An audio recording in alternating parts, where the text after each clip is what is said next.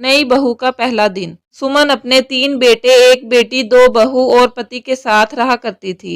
वो बहुत खुश थी क्योंकि उसके दोनों बेटों की शादी हो चुकी थी, पर फिर भी उसके घर का बंटवारा नहीं हुआ था। सुमन का जॉइंट खानदान था, तो वहीं दूसरी तरफ सुमन का छोटा बेटा जिसका नाम राकेश था, उसकी घर में कोई इज्जत नहीं थी क्योंकि राकेश अनपढ़ था, इसलिए घर का हर एक फर्द उसके साथ नौकर जैसा बर्ताव किया करता था। ऐसे ही एक दिन सुमन की बेटी कसक कॉलेज के लिए तैयार हो रही थी और राकेश के हाथों में अपना बैग पकड़ाकर उसे कहती है, राकेश आज तू मुझे कॉलेज छोड़ने चलेगा।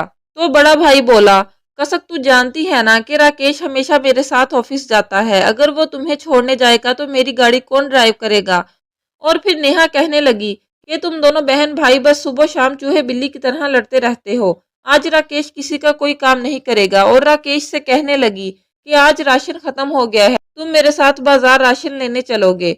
राकेश बोला, जी भाभी। नेहा मुंह पर तो राकेश की तारीफ करती है, पर पीठ पीछे उसके अनपढ़ होने का उतना ही मजाक उड़ाया करती थी। राकेश के अपने बहन भाई भी उसकी इज्जत नहीं करते थे, तो भाभी कहाँ से करती। वक्त यूं ही गुजरता रहता है और एक दिन कसक को देखने के लिए कुछ लोग आते हैं। सुमन अपनी बहुओं को आवाज लगाती है, नेहा बहू, काजल बहू, सारी तैयारी हो गई है ना, और कसक को अच्छे से तैयार कर दिया है ना तुम दोनों ने। नेहा बोली, जी माँ जी, सारी तैयारियां हो चुकी हैं और कसक भी तैयार हो चुकी है, बस लड़के वालों के आने का इंतजार है। लड़के वाले आ चुके हैं, रोड पर खड़े हैं, हमारी गली कौन सी है उनको समझ में नहीं आ रहा। फिर राकेश को हुक्म दिया जाता है, राकेश जल्दी से जाओ और लड़के वालों को लेकर आओ, और हाँ, उनके सामान को उठाकर घर में ले आना।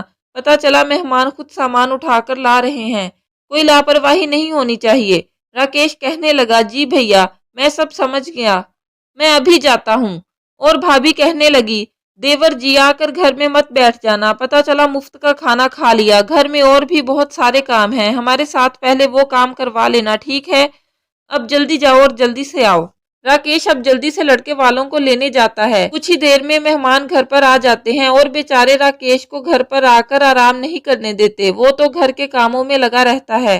राकेश को इतने काम करता देख मेहमानों को लगता है कि राकेश घर का नौकर है, और वो कहने लगते हैं, वैसे सुमन बहन, आपके घर का नौकर सच में बहुत अच्छा है, उसने हमें एक भी सामान उठाने नहीं दिया, बेचारा बच्चा अकेले ही सब लेकर आया है और आते ही फिर घर के कामों में लग गया। आजकल के जमाने में इतना वफादार नौकर कहाँ मिलता है। उस औरत की बात सुनकर सुमन के दोनों बहू और बेटे हंसने लगे, पर यह देखकर सुमन को काफी बुरा लगता है और वो अपने होने वाली समधन से कहती है, बहन आपको कोई गलत फहमी हुई है, राकेश हमारे घर का नौकर नहीं है, वो हमारे घर का छोटा बेटा है। क्या छोटा बेटा, उसकी ये हालत, वो भी अपने ही घर में। माफ करना बहन, पर मुझे लगा वो इस घर का नौकर है। जिस तरह से घर के सभी लोग उसे ऑर्डर दे रहे थे, मुझसे गलती हो गई। कोई बात नहीं आंटी जी, सबको ये गलत फहमी हो ही जाती है, आखिर हमारे देवर जी की हैसियत ही कुछ ऐसी है। नेहा हंसते हुए कहती है, लेकिन सुमन को बहुत गुस्सा आता है ये सब सुनकर, और वो अपनी बहू को मेहमानों के सामने सिर्फ घूर कर ही रह जाती है और उनको वहां से भगा देती है। पर सुमन के घर का ऐसा माहौल देखकर घर आए मेहमानों का इस रिश्ते से इनकार हो जाता है और वो लोग बहानेबाजी करके वहां से चले जाते हैं और कसक का रिश्ता नहीं हो पाता, और इसका दोष कसक अपने भाई राकेश को देती है और गुस्से में कहती है, अनपढ़ कहीं के, ये सब कुछ तेरी वजह से हुआ है, हमारे घर में सब पढ़े लिखे हैं सिवाय तेरे। और माँ, जब लड़के वालों ने इसे नौकर समझा तो आपको क्या जरूरत थी ये कहने की कि ये मेरा छोटा भाई है, नौकर ही रहने देना था, इसकी वजह से मेरा इतना अच्छा रिश्ता टूट गया।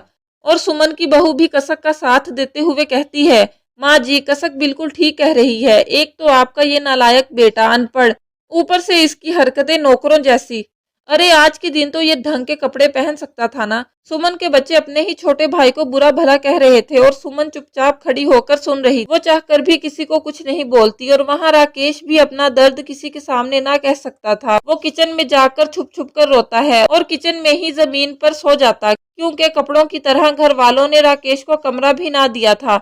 राकेश की ऐसी हालत देखकर सुमन को बहुत बुरा लगता है और आखिरकार उसे एहसास होता है कि उसने कितनी बड़ी गलती की अपने छोटे बेटे को ना पढ़ाकर। और वह दिलीप से कहती है कि हमने बहुत नाइंसाफी की है राकेश के साथ, जब आपका बिजनेस डूबा था तब हमारे किसी बच्चे ने हमारी मजबूरी नहीं समझी और ना किसी ने पढ़ाई छोड़ी, पर राकेश ने हमारे हालात देखकर अपनी पढ़ाई छोड़ दी और आपके साथ छोटी सी उम्र में ही काम करने लगा, और इसका नतीजा ये निकला कि हमारा सबसे छोटा बेटा अनपढ़ रह गया और हमारे बाकी बच्चों ने तरक्की कर ली, और शायद इसीलिए हमारे बाकी बच्चे हमारे राकेश के साथ ऐसा बर्ताव करते हैं। सुमन की बात सुनकर दिलीप को भी बहुत बुरा लगता है। वो चुपचाप सो जाता है। पर आधी रात को जब दिलीप को प्यास लगती है और वो पानी पीने किचन में जाता है तो देखता है कि उसका बेटा जमीन पर बिना कुछ बिछाए लेटा हुआ है। अपने बेटे को जमीन पर गर्मी में सोता देख अब दिलीप को भी एहसास होता है। वक्त ऐसे ही गुजरता रहता है और कसक की शादी हो जाती है, और कसक के जाने के बाद नेहा और काजल अपने पतियों के साथ मिलकर राकेश के साथ और भी बुरा बर्ताव करते हैं। काजल कहती है, दीदी क्या करूं, रात का खाना फिर बच गया, कल भी खाना फेंकना पड़ा था, लगता है आज भी खाना फेंकना पड़ेगा। नेहा कहती है, अरे काजल तू पागल हो गई है क्या, खाना फेंकने की क्या जरूरत है, ये सांड किस दिन काम आएगा, क्या जरूरत है इसको ताज़ा खाना खिलाने की, कल से घर में बचा हुआ बासी खाना इसको दे देना, खाना बर्बाद नहीं होना चाहिए। अब क्या था, काजल घर का बचा हुआ सारा बासी खाना राकेश को खाने के लिए दे देती। राकेश जब बासी खाना देखता है तो अपनी भाभी से कहता है, भाभी ये तो रात का खाना है, आज खाना नहीं बनाया गया क्या घर में। तो काजल कहती है, माफ करना देवर जी, खाना खत्म हो गया, और वैसे भी अगर सब ताज़ा खाना खाएंगे तो रात का बचा हुआ कौन खाएगा, और अब रोज रोज खाना फेंक तो नहीं सकते ना। इतना बोलकर काजल वहां से चली जाती है। ये सब कुछ सुमन और दिलीप अपनी आंखों से देखते हैं और उन्हें बहुत बुरा लगता है। दिलीप तो कुछ नहीं कहता, पर सुमन अपने बेटे के साथ ये नाइंसाफी बर्दाश्त नहीं कर पाती और अपनी बहू से कहती है, बहू ये क्या है, जब घर में सब ताज़ा खाना खा रहे हैं तो राकेश के लिए बासी बचा कुचा खाना क्यों। नेहा कहती है, वो इसलिए माँ जी क्योंकि आपका लाडला दुलारा बेटा कुछ काम धंधा नहीं करता, ये घर हमारे पैसों से चल रहा है, जो चीज जैसे चल रही है वैसे चलने दें। सुमन को बहुत बुरा लगता है और कहती है कि तुम लोग ठीक नहीं कर रहे, मेरा बेटा चुपचाप तुम्हारी नाइंसाफियां बर्दाश्त करता रहता है, पर उसकी बीवी नहीं सहेगी। नेहा हंसकर कहती है, एक अनपढ़ इंसान से कौन सी पढ़ी लिखी लड़की शादी करेगी, जैसा आपका बेटा है वैसी ही आपकी बहू भी आएगी। वक्त गुजरना शुरू होता है और राकेश के लिए लड़की देखी जाती है। नेहा और काजल पूरी कोशिश करती हैं कि राकेश की शादी उसकी जैसी बेवकूफ़ लड़की से हो, पर अफसोस काजल और नेहा जिस लड़की को बेवकूफ़ समझकर ले आती हैं, वो लड़की तो पढ़ी लिखी और तेज तरार निकलती है, जो अपने ससुराल में आकर देखती है कि उसके पति के साथ कितनी नाइंसाफ़ी की जा रही है। वो कहती है, माँ जी मेरा कमरा कहाँ है। नेहा उसे जवाब देती है कि हमारी प्यारी देवरानी, आपका कोई कमरा नहीं है, आपका पति रसोई में सोता है, अब से वही आपका कमरा है। But why, I mean Rakesh ji भी तो इस घर के बेटे हैं, फिर उनके लिए कोई कमरा क्यों नहीं, जब घर में हर किसी को अपना पर्सनल रूम है तो राकेश जी का क्यों नहीं।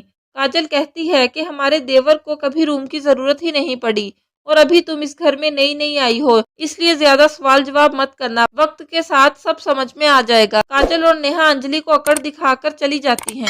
अंजलि को अपनी दोनों जेठानियों की अकड़ पसंद नहीं आती और वो देखती है कि घर में आते ही राकेश सारे घर में काम कर रहा है।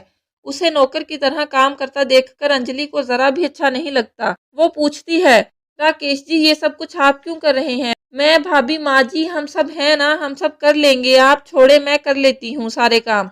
अरे नहीं नहीं अंजलि, वैसे भी मैं पहली बार नहीं कर रहा, भाभी का काम तो सिर्फ खाना बनाना है। अंजलि कहती है, राकेश जी भाभीियों का काम सिर्फ खाना बनाना नहीं बल्कि बाकी सब काम के साथ साथ आपकी इज्जत करना भी उनका काम है। अब से आप इस घर में कोई काम नहीं करेंगे, आप भी बाकियों की तरह बाहर नौकरी करेंगे, आपको उनकी गुलामी करने की कोई ज़रूरत नहीं है। जब पापा का बिजनेस डूबा तो आपने पापा का साथ दिया, ये सब इनको दिखाई क्यों नहीं देता। सुमन राकेश से कहती है कि अंजलि बिल्कुल ठीक कह रही है, हमसे गलती हुई जो तब हमने तुझे पढ़ाया नहीं और घर की जिम्मेदारी तेरे सर पर रख दी। अंजलि आते ही राकेश को घर के कामों से रोक देती है और अपने जेठ का ड्राइवर बनने से भी। अंजलि के कहने पर राकेश घर का कोई काम नहीं करता और बाहर जाकर नौकरी की तलाश करता है।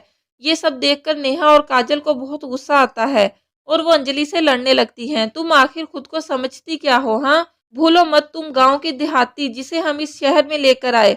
अरे तुम्हें तो हमारा शुक्रगुजार होना चाहिए। माइंड योर लैंग्वेज भाभी, माना कि मैं गांव से हूँ, पर आप भी भूलो मत कि मैं आपसे ज्यादा पढ़ी लिखी हूँ और राकेश जी अच्छे लड़के हैं। मैंने उनसे शादी उनकी अच्छाई देखकर की थी, क्वालिफिकेशन देखकर नहीं।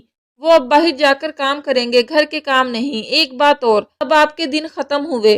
अंजलि आते ही अपने दोनों जेठ और जेठानियों को सबक सिखाती है। ये देखकर नेहा और काजल को बहुत गुस्सा आता है, पर उन दोनों की एक नहीं चलती। वक्त यूं ही गुजरता है और एक दिन अंजलि देखती है कि भाभी राकेश को बासी खाना निकाल कर दे रही थी। ये देखकर अंजलि अपने गुस्से पर काबू नहीं रख पाती और वो खाना डस्टबिन में फेंक देती है। अंजलि, ये क्या बदतमीजी है, तुम्हारी हिम्मत कैसे हुई खाना फेंकने की? काजल गुस्सा होती है तो नेहा कहती है कि काजल रहने दो, इसने राकेश का खाना फेंका है और आज राकेश भूखा रहेगा। अंजलि कहती है कि राकेश अब कभी नहीं भूखा रहेगा और ना ही वो रात का बचा खाना खाएगा। अब से रसोई घर मैं संभालूंगी। इतना बोलकर अंजलि राकेश के लिए खाना बनाने लगती है। नेहा और काजल उसे रोकने की कोशिश करती हैं, पर अंजलि इतने गुस्से में होती है कि वो दोनों चुपचाप वहां से निकल लेती हैं। आहिस्ता आहिस्ता अंजलि राकेश को वो इज्जत दिलाने लगती है जो कि राकेश को मिलनी चाहिए थी। वक्त गुजरता रहता है और अब अंजलि कमरा बनाने की बात करती है। मैं जब से यहाँ आई हूँ तब से सबकी मजबूरी देख रही हूँ, इसलिए मैंने फैसला कर लिया है कि इस घर में अब एक और कमरा बनेगा। आप लोग तो इतने मजबूर हैं कि पैसे दे नहीं सकते, पर राकेश ने इतने पैसे कमा लिए कि हम अपने लिए कमरा खुद बना सकें। इसलिए अब ऊपर का पूरा फ्लोर हमारा रहेगा, क्योंकि वो फ्लोर मैं राकेश की कमाई से बनवा रही हूँ। तो राकेश का बड़ा भाई कहता है, राकेश तेरी बीवी का दिमाग खराब हो गया है, इसको समझा, और अब ऊपर कोई फ्लोर नहीं बनेगा और तुम दोनों रसोई में ही रहोगे। राकेश कहता है, भैया मैं अंजलि को नहीं रोकूंगा, ऊपर फ्लोर बनेगा। अब मेरी अपनी भी तो फैमिली है और मैं अब किचन में और नहीं रह सकता। फिर अंजलि और राकेश को भी पूरी इज्जत मिलती है और वो लोग भी काजल और नेहा की तरह अपना थर्ड फ्लोर बनवाकर सुकून से रहते हैं।